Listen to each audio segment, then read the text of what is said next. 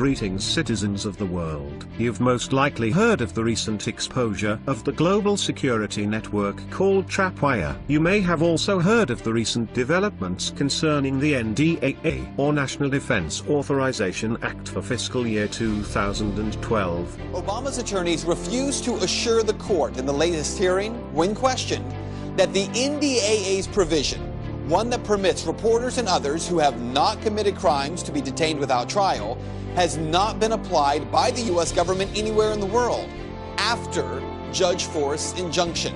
In other words, they were saying to a U.S. judge that they could not or would not state whether Obama's government had complied with the legal injunction that she had laid down before them.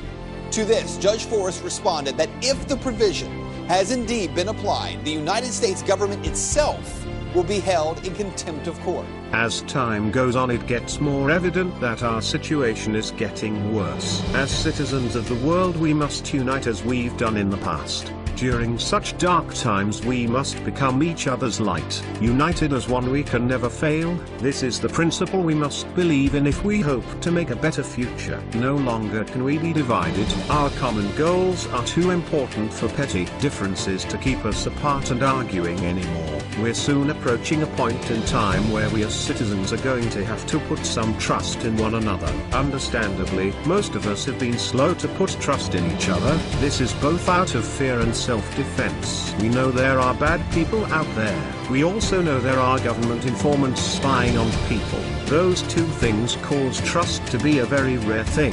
However, that's exactly what the powers that be want. Their goal has always been divide and conquer. Our mistrust in one another is exactly the power that they hold over us. In short, we need to organize, and we need to do it fast. If we fail to organize, plan, and strategize as a united force, then we don't have a future worth fighting for. This is about so much more than being prepared for the worst. It's also about being prepared to create a brighter future where all citizens, no matter what race, age, gender, etc., are seen as equals and are entitled to the same freedom we are fighting for. Before the end of this year, by December 21st, 2012, you're being urged to let go of any hate and or mistrust you have towards any fellow citizens of this world.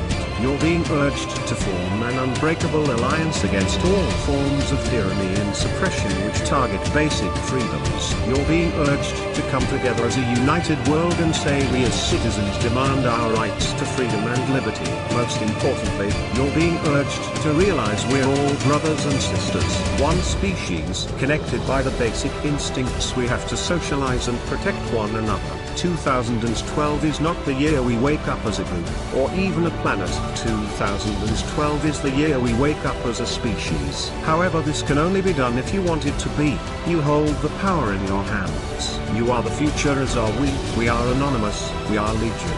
We do not forgive. We do not forget. Expect us to stand up with and or for our neighbors as we expect you to stand with yours.